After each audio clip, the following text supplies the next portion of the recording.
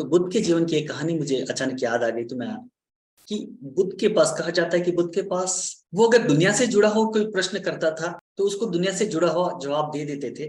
लेकिन इसके लिए तुम्हें अगले 1 महीने तक मेरे साथ रहना हो। और इस तरह का बुद्धत्व प्राप्त हुआ कि 1 महीने के बाद वो जो सवाल लेके आया था वो सवाल रहा ही नहीं, वो क्वेश्चन ही नहीं रहा।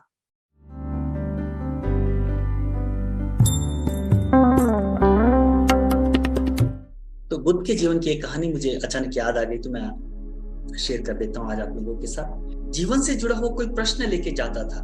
बुद्ध देखते थे कि वो किस लेवल से प्रश्न कर रहा है, यानी कि उसका कॉन्शियसनेस लेवल कहाँ है, किस स्तर का है। वो अगर दुनिया से जुड़ा हुआ कोई प्रश्न करता था तो उसको दुनिया से जुड़ा हुआ जवाब दे देते थे और भेज देते थे कि भाई तुम्हारा ये आंसर है, ये ऐसा करो और सब ठीक हो जाएगा।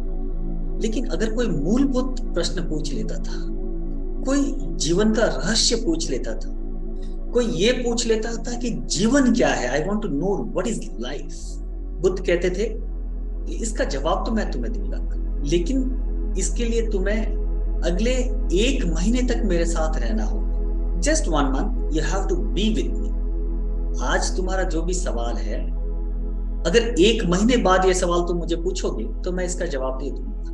और कहते हैं कि बहुत से लोग मान जाते थे कि चलो 1 महीना ही तो है, 1 महीने के बाद इसका जवाब दे देंगे तो मैं रह जाता हूँ। तो आनंद जो बुद्ध का शिष्य था वो अचानक से हंसने लगा, मुस्कुराने लगा। आनंद की मुस्कुराहट देख के उस व्यक्ति को थोड़ा शंका हुई, थोड़ा डाउट हुआ कि आनंद मुस्कुरा क्यों रहा है, इतना हंस क्यों रहा है। बुद्ध ने कहा 1 महीना मेरे साथ रह जाओ, उसके बाद मैं तुम्हारा जवाब दूंगा। 1 महीने बाद मुझे जवाब मिल जाएगा, इसमें हंसने वाली तो कोई बात है ही नहीं। तो उस दिन तो वो कुछ नहीं कह पाया। 1 दिन गया, 2 दिन गया, तीसरे दिन उससे रहा नहीं गया। आनंद के पास जाके बोला कि आनंद जी, आप उस दिन मुस्कुराए क्यों? जब बुद्ध ने कहा कि 1 महीने बाद तुम्हारे प्रश्न का जवाब मैं दे दूंगा तो तुम मुस्कुराए क्यों, इसमें हंसने वाली कौन सी बात थी?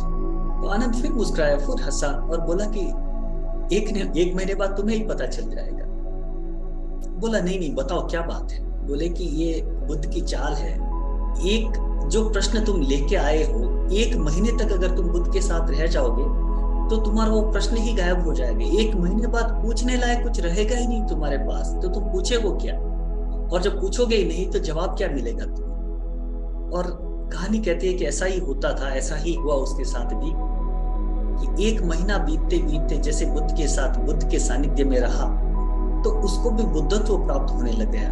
और इस तरह का बुद्धत्व प्राप्त हुआ कि 1 महीने के बाद वो जो सवाल लेके आया था वो सवाल रहा ही नहीं, वो क्वेश्चन ही नहीं रहा। He just got the answer without asking that question। तो बिना पूछे ही वो जवाब मिल गया। वो जवाब इसलिए मिल गया क्योंकि उनका और बुद्ध का मन मिल गया। और जहां पर मन मिल जाता है वहां पर कुछ कहने की जरूरत नहीं पड़ती, बस उनके सानिध्य में कुछ देर रह लो तो ही हमें अपने जवाब मिल जाते हैं, तो ही हमें अपना सुकून, शांति जिसे भी हम कहते हैं वो मिल जाता है।